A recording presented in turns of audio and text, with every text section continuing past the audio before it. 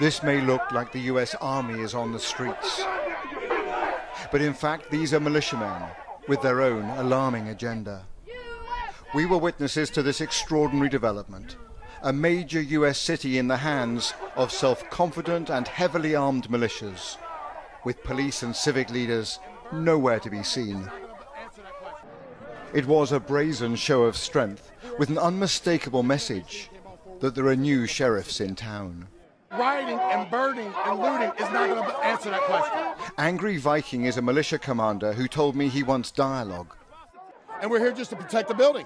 That's it. And we're here to do this. Meet and talk. You was gonna allow it to happen. But that dialogue quickly descended into furious arguments. Black Lives Matter activists, who have held a vigil here for 100 days, say the militias are a pure provocation. Tired, exhausted, worn out. What else do you want me to say? Do you think it'll end up as a fight? Yes. People are going to die, bro. People are going to die. I don't know who's going to be. Which militia are you from? Many of these disparate groups Which militia are you from? had no interest in identifying Excuse me, themselves. sir. Which militia are you from? We are all Americans here. We're all Americans here. We're all here for the same. We're all here actually against you. Is what we're here against. You're impeding me from moving my group that way right now. Are you not? No, Yes, you are. I'm asking you what you're doing here on the streets of this city. Well, first off, you're not American.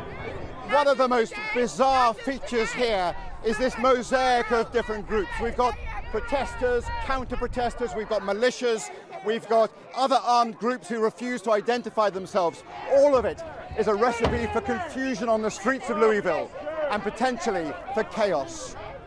I'm not going to bring a knife to a gunfight, sir. And here's the danger. Americans are arming up. Nadia Ford, a grandmother, arrived here with multiple weapons to confront the white militia.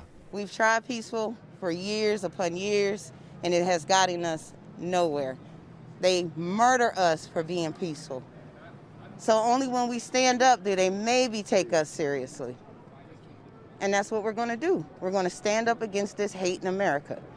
Eventually, some police did break cover, and this civil rights lawyer, heavily armed himself, said his aim was to run the militias out of town amid multiple threats to his life.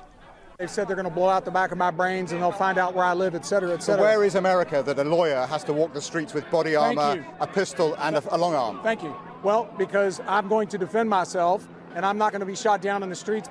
America's militias are emboldened at this volatile moment, emerging out of the shadows in a way I have never seen before.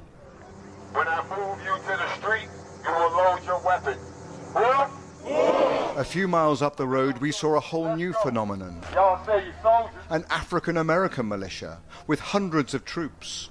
They have a black nationalist agenda. Hand on the shoulder of the person in front of you. It's as much a cult All right, thanks. as a military formation. This is the NFAC militia.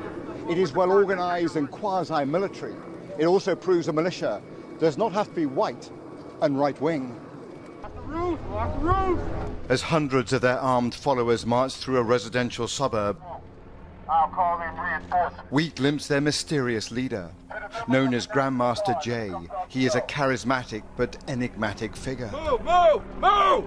Clear out! Fearing assassination, his bodyguards surround him at every moment.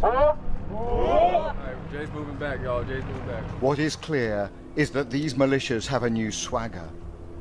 While the election campaign gathers pace, other forces are showing they will fill the security void after this long summer of protests and violence. Robert Moore, News at 10, in Louisville, Kentucky.